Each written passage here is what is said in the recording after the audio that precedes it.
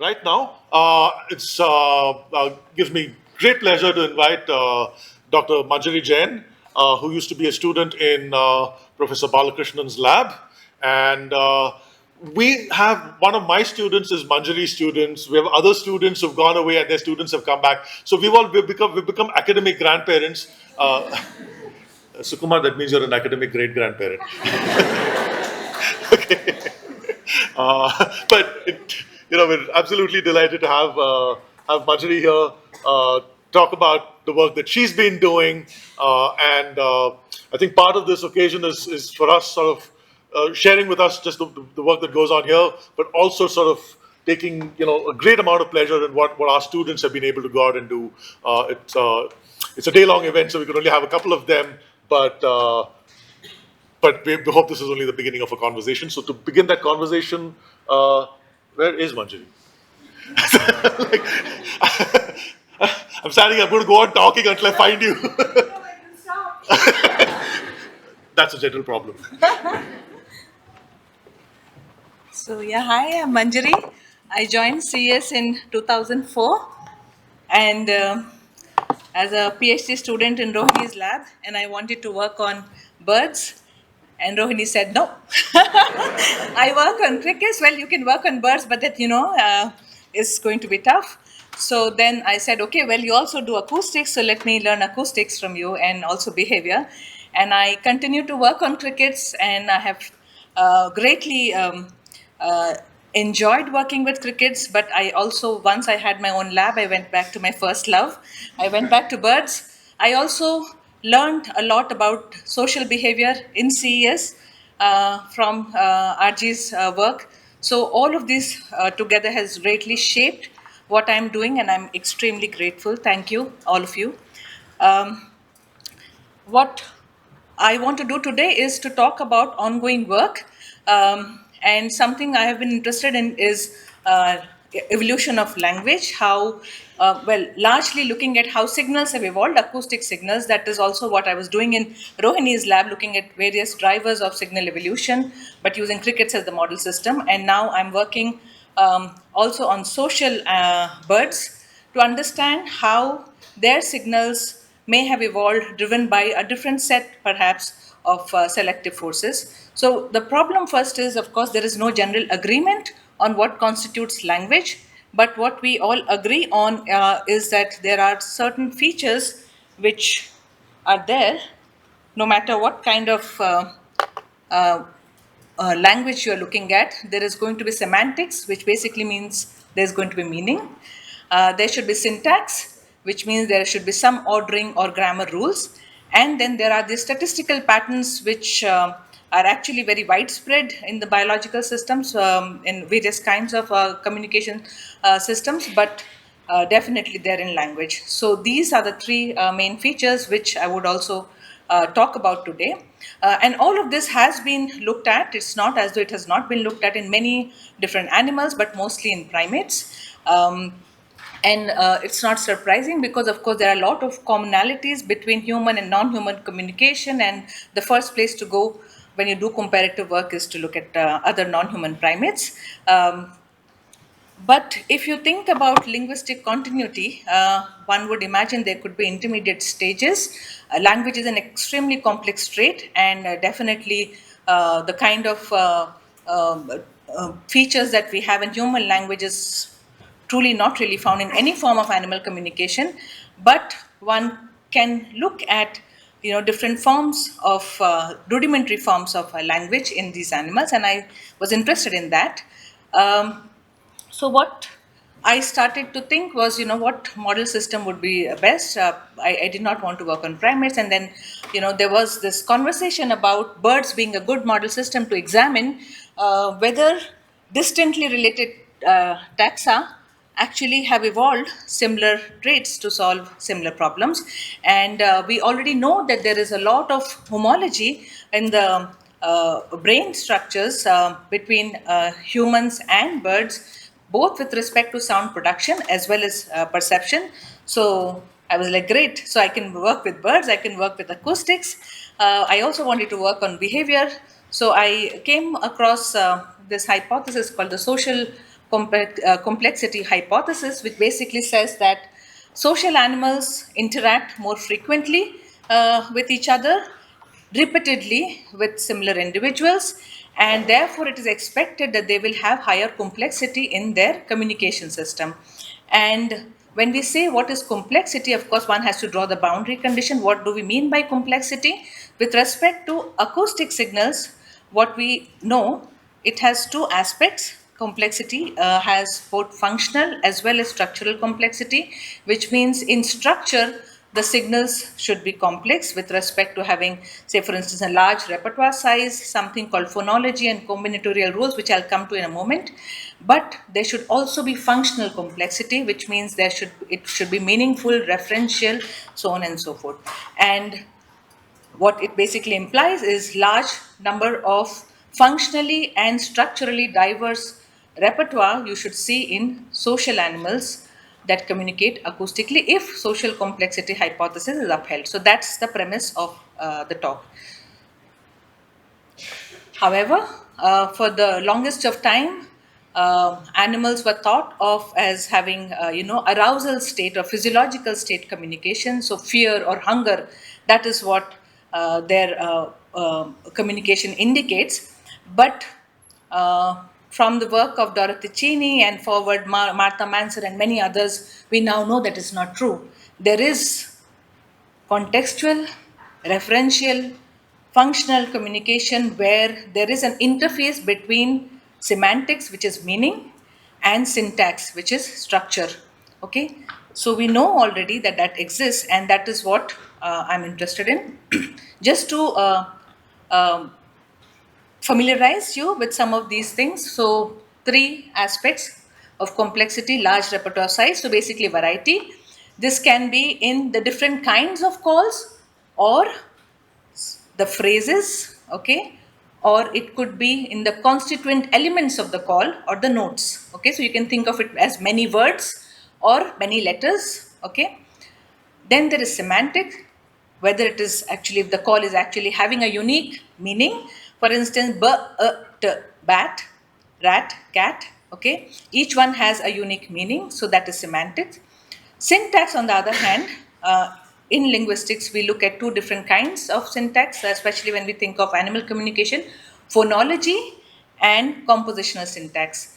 Phonology is very common, which basically means meaningless units combine to form higher order structures which themselves do not have a meaning. Okay, so bird song, which are display vocalizations, sexually selected vocalizations, these notes themselves do not have a meaning of its own, but these notes can combine in an orderly fashion to form a higher order structure, which is the phrase, okay, which itself does not have distinct meanings. Different phrases don't have different meanings. It's basically either, well, for mating or to signal competition, okay. But what is interesting is composition, where units which are themselves meaningful, for instance, boy means something, horse means something. The way you combine these meaningful units to form higher order structure, that is called compositional syntax, and that is unique to human language, and now of course we know for other animals as well. So this is what we wanted to examine in this rather not so pretty looking common backyard bird. You know, for my PhD, I worked in Kudramukh. We would enter the forest at night and come out at midnight. It was an amazing experience, a lot of learning. It was also extremely difficult, very difficult, tough field work. And you do a lot of work and then finally you get some data. So partly because of trying to find a model system where I can not struggle so much, but also because my institute decided to hire an ecologist and not allow her to do off campus field work. I chose the backyard bird to work on my questions. This is the jungle babbler, found lowland India, all over India. And what we have been doing for the last 10, 11 years is we have been following groups of jungle babbler in and around our campus, Mohali, and now all over India. We misnet these birds, we ban them for individual identity, we record these birds, we look at their behavior, and we, since these are sexually monomorphic, we draw a drop of blood or a feather to sex them, and we track where they are going, what they are doing, not by tags, just by behavior. You just observe the birds and the different color dots here, each dot represents the position of one group. So the color represents group identity. So each dot is the position of the entire group, and the many dots is like the data we have over many years. So we know that these groups are actually having reliable year-round territories, and they stay in those territories not only within the year but across years. We have a lot of behavioral data, much of which, well, some other time I'll talk about. But little bit what I want to show is what these birds do. They show this behavior called play behavior. This is what Zahavi had found even in the Arabian babblers, where they jump on top of each other. Group members do this affiliative behavior. They allogroom each other, which could be either simply a hygiene function, or it could be to establish dominance, hierarchy, or various other functions. But these are all social behaviors. They show sentinel behavior. You can see, I don't know if they're very beautifully camouflaged. So in the leaf litter, you can see the birds are actually foraging, and there will be one individual who will take an elevated position here, this guy, and produce a call which we call it the watchman's song, all is well. And once the call stops, that means there is problem, or if it spots a predator, then there's danger. So they do all of these extremely interesting exhibit this social behavior, allo parental care. And what we did in the beginning was simply to look at what are the different kinds of behavior. What we find is they spend a third of their time, 1/3 of the time, 30% is a large chunk, 30% of their time engaging in social behavior. And these social behaviors could be either affiliative or agonistic. For example, they can be doing allogrooming, they could be moving together. So there is something like a collective decision making. We find that, when they're moving from one patch to the other, they make this call, something like that. And something happens where each one starts calling and finally they move. So we are following all of these things, and we have some interesting stories there. But what we also found was that they produce various kinds of call in the context of predator avoidance. This behavior, sentinel behavior, for instance, each of these behaviors can change temporally, so over the time of the day or over the time of the year. So if you look at the time they spent exhibiting sentinel behavior is very less during the monsoon. No surprise, because we have nice canopy during the monsoon, and these are woodland species, so that's no surprise. But in the winter, the sentinel behavior really shoots up. So you're more likely to see sentinel behavior if you're observing them in the winter, which also says that, when you are studying behavior or any of these things, you cannot just do it at one time of the year. You have to look at different times of the year to ensure that what you're finding is just not an artifact of your sampling. We look at how the behavior changes over time within the day. So all of this we know. And once we had this baseline data, we started we were recording the calls, and we started to examine variety, syntax, semantics, and linguistic laws in the jungle babbler. So just to show you what we find that these birds actually have at least 15 different structurally and functionally distinct calls, which are produced in a distinctive behavioral context. For example, the first one, the contact call, it's a monosyllabic call which is produced during separation events. If one individual is left behind and the group has moved somewhere else, they produce this call, and the group then sort of comes back and fetches the individual back, or they just call back, and there's this duet, and then they find where they are. So they produce these calls while they're foraging. They make this very soft calls which are for close distance communication. We think it is for spacing. Of course, there is fledglings produce different kinds of calls. The flight call that I talked about, prompt calls to prompt the nestlings to come out of the nest, various kinds of calls, each produced in unique behavioral contexts. So yes, these jungle babblers produce a lot of calls. They do not babble. These are meaningful sounds, each one having produced in specific behavioral context. All right. But these calls, if you notice, many of these calls are also multi syllabic or have multiple notes. So this has one note type here, there's something else here, there's something else there. So we wanted to look not only at the call level, how the varieties at the call level, but what the varieties in within the call as well. So we started looking at the note types, and what we find is there were 19 different note types across 11 calls that we had taken, and that was very strange for me. You have 11 note types, and using all of this, you're only making 19. So you, in that sense, you have 11 letters, and you combine these letters to make only 19 words. Doesn't make sense. 6 multisyllable calls, and so we were kind of worried what was happening. And so the obvious answer is clearly they are not sharing these notes across calls, and clearly they are not combining it in random order. This is probably what is happening, so we checked for that. So we started looking at the calls, what are they composed of, and what we find here, for instance, in the prompt call, they're composed of what appeared to us as 4 different notes, but they're very similar to each other.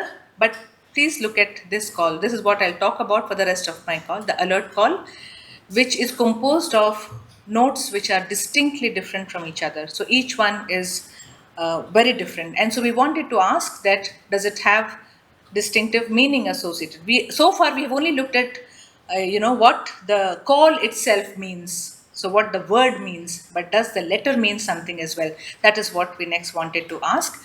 A little bit before that, what we also thought was, it is probably a good idea for the animals not to share calls across different contexts, because there is possibility of perceptual errors. So we wanted to ask whether calls which are produced in affiliative contexts and calls which are produced in agonistic contexts, how similar they are to each other. So we find that affiliative calls are more similar to each other, agonistic calls are more similar to each other, and these two groups are distinctly different from each other, which is again not surprising to reduce errors in perception. So for instance, if I want to signal that there is danger, the notes that I use should not be the same as the notes which I use to ask you to come here, there's food. Okay, so something like that. So this is Morton's motivational structural rules. We find that the jungle babblers uphold that, but we were interested in the alert calls because of the kind of structure they had in the composition of the alert call. So what the alert call actually has is 4 different note types. These are structurally distinct. Okay, what we found was there is a certain ordering within these notes. So A1, A2, A3, A4, these are the 4 notes or the 4 letters that this word is made of. The alert call signals danger. Okay, so we wanted to ask why are these calls sort of, okay, so first of all, is there some sort of ordering? Is there some sort of non-random organization of these letters? So what we found was, yes, A1 always, you always find this kind of ordering, like A1 can be followed by A2, A2 will be followed by A3, so on and so forth. You can skip a note, you can go from A1 to A3, or you can go directly from A1 to A4, but the reverse did not happen as much. And so we were thinking that, is this just a sound production constraint, that you cannot produce certain kinds of calls towards the end and you cannot go back? So for instance, if you take a very high note and then coming back to a very low note, maybe there's a sound production constraint, or it could simply be that the meaning changes. So we tested the one that was more interesting to me. So we checked if the meaning changes when you change the ordering. So does ordering impact comprehension? And we did this experiment. So you basically have the notes in a certain order, you flip the note and you ask, can they still figure out that this is the same call? Okay. So we had the natural alert call, we flipped the alert calls, and we made synthetic calls to control for the manipulation we did to see whether ordering matters. We also asked whether individual components actually have distinctive meaning, and I'll present part of this work. So we checked for what is the information content in A1 and what is the information content in A2, A3, A4. A2, A3, A4 individually did not have a meaning, but A2, A3, A4, when they combine, that is what we wanted to look at, because it's also something we see more commonly in these birds. And we did this behavioral experiment. These are free-ranging birds. I'm not in a rainforest, but it's very hard to do this work, you have to follow these birds Mohali has tough weather conditions, and these are birds which are not easily seen, but you can hear them very easily. And my student Sonam did these experiments. What do we find? So you see the natural alert call, the proportion of the individuals of the group that respond to the playback experiment. So these are playback experiments conducted in field conditions. You find that a large number of individuals, yes, they do respond. If you flip it, it does not change how many of the individuals are going to respond to the changed call. So it is not impacting perception in terms of how many individuals actually respond and actually approach the speaker. Okay, but they take more time. And if you see this, it almost double the amount of time that they would have taken otherwise, which basically means, and it's an alarm call, it's an alert call, it signals danger. So oftentimes what happens is for the alert calls, they actually come and mob the predator. But if it's going to take you double the time to do this, it is a problem. Okay, so they do respond. So when you change the ordering, it does not change the number of individuals who respond, but it changes how long you take to perceive and comprehend this call. So yes, it matters, ordering matters. What we also found was A2, A3, A4. If you see this, a large number of individuals, if you play only A2, A3, A4, a large number of individuals approach to mob the fictitious predator. If you play only A1, still, if you see 70% of the group still responds. But if you have A2, A3, A4, nearly the entire group comes. So what we think is that A2, A3, A4 is acting as a recruitment call, like come gather around. But what does A1 tell us? So what we found was when we look at the behavioral response to the playback for A1, we find that they show what is a startled response. When you play back just A1, they just duck. Okay, I'll show you what it looks like. It's like there is immediate danger. Okay, so very quickly, if this works, that is A1. Chick, you heard that? And did you see this bird? I hope you saw this. I'll do it again. Yeah, either they duck or they just fly away. So that is threat. So we asked that this threat call. So we started looking whether we already know that there is a threat call from the repertoire, and then we examined whether the threat call actually is similar to our A1 note. And what do we find? Yes, threat call is very similar to the A1 note. So except for the duration is a little smaller for the threat call, and A1 is a little longer. What does this mean? This means they have reused an existing call, and this is a call that exists in itself for immediate danger. You reuse that into this alert call, which implies you don't have to flee, you don't have to be startled, but there is a predator, let's gather around. So A1 plus A2, A3, A4. So threat plus recruitment means come, let's mob this guy.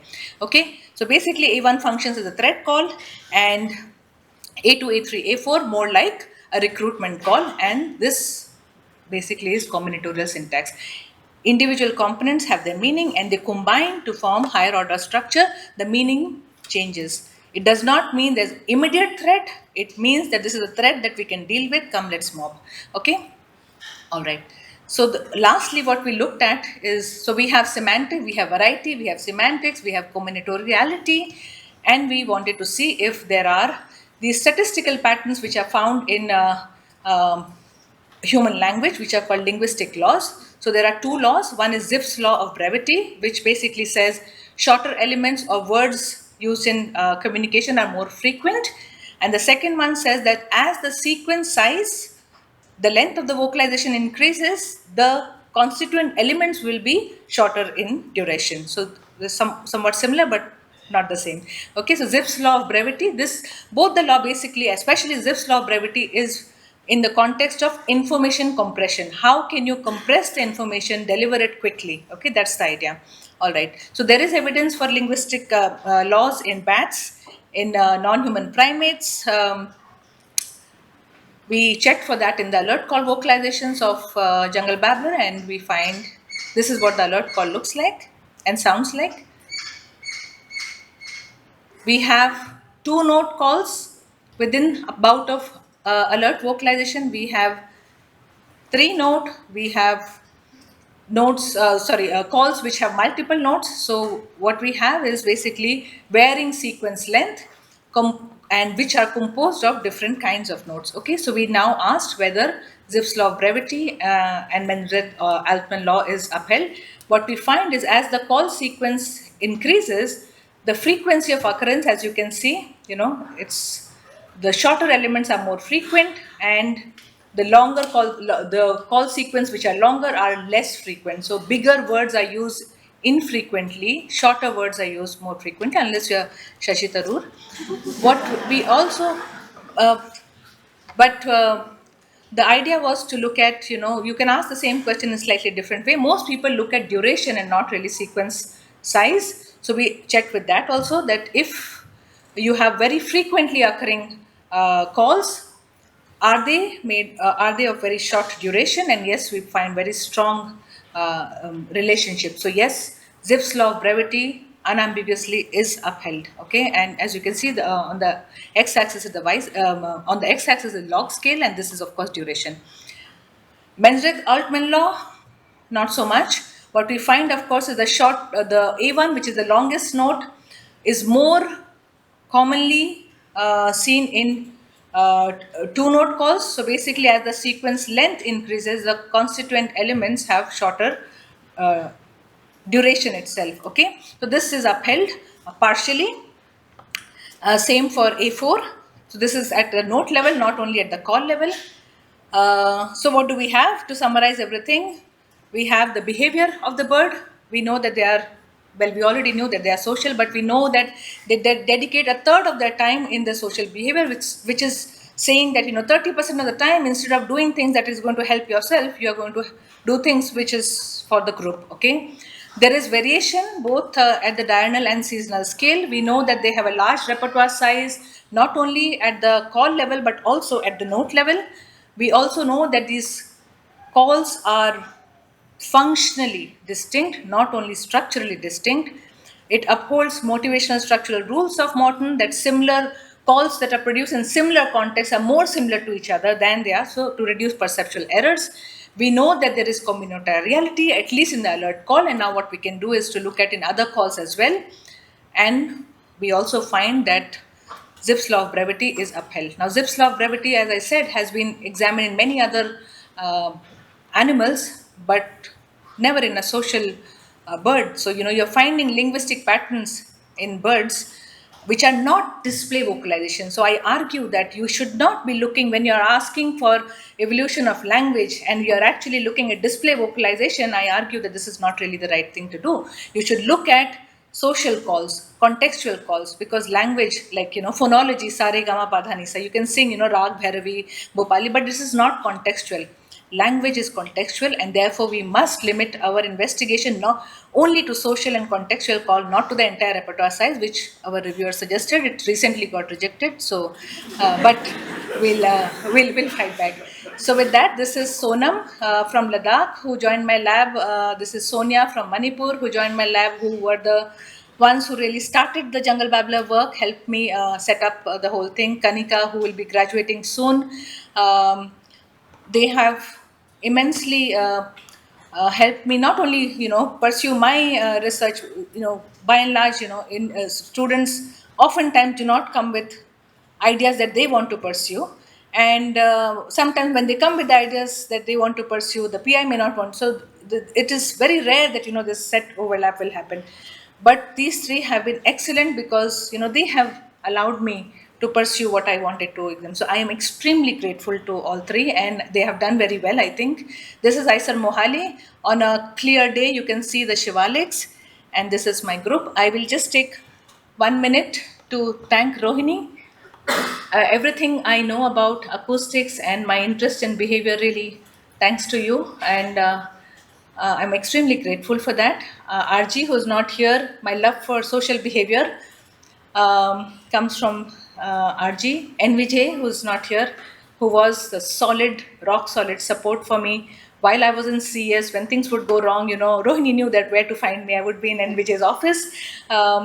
This was the old CS building, and even after I left ISC, every few months I would get NVJ's emails, and he would check on me, and the kind of mentor we all want. Amazing, fantastic person. Karthik, when you joined CS, we ragged you quite a bit, and but really, thank you so much for keeping everything so lively and cheerful, and everyone else who contributed. Thank you very much.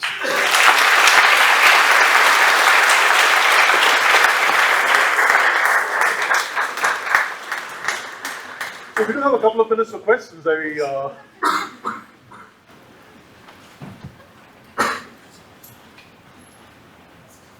Don't be shy. There he is. Please.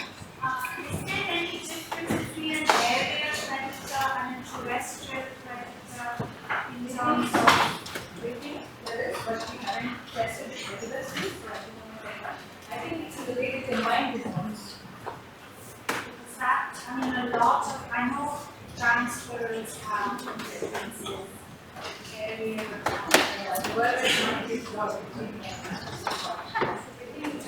but it's something we haven't looked at very carefully, but I think it's the way they are combined. There was another kind of call, which we call as the intermediate alert call. We think that there are different kinds of alarm vocalization, and I think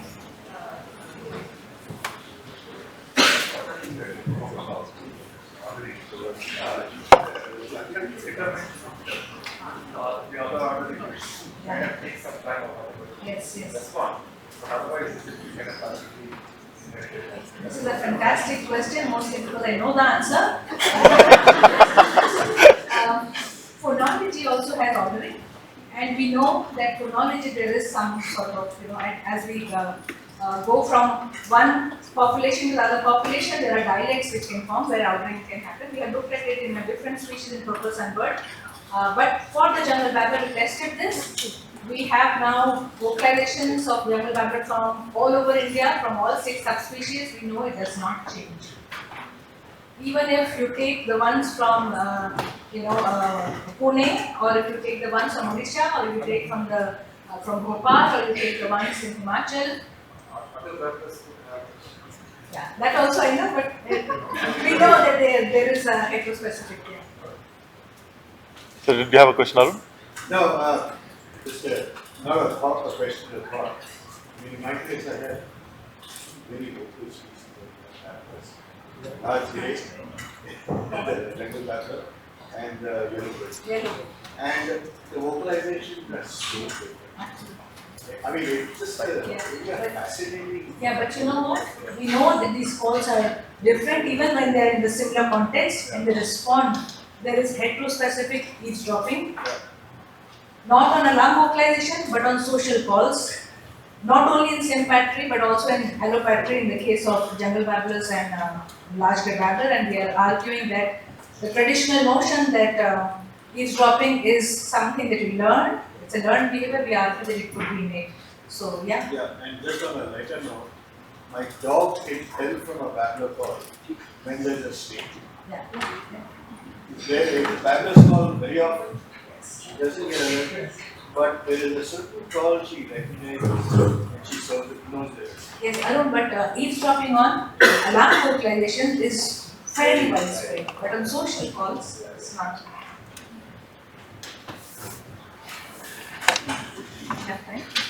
Yeah, of course.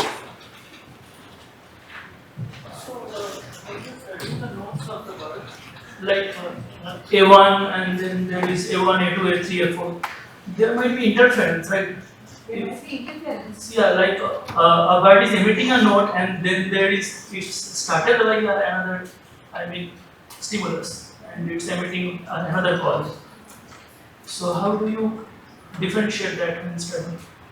So a large amount of acoustic data that you collect, you could throw, because the recordings are not clean, don't will tell you. But what you are asking is more relevant. How do the birds tell it apart? How do I tell it apart is actually a very trivial problem. I can go very close to an individual who's vocalizing, and there are many others who are vocalizing, but if I'm very close to one individual, I will very reliably get this call. I can use those kind of microphones.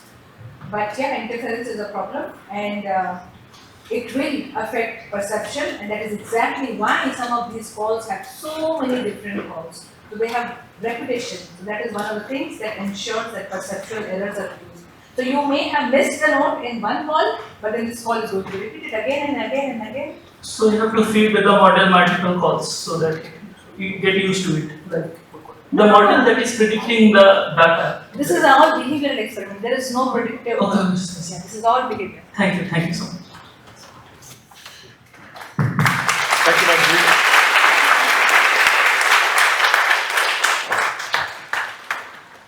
Thank you for that wonderful talk that sort of illustrates both, the origins of the work with her mentors in CES, but, going far beyond the things that we do.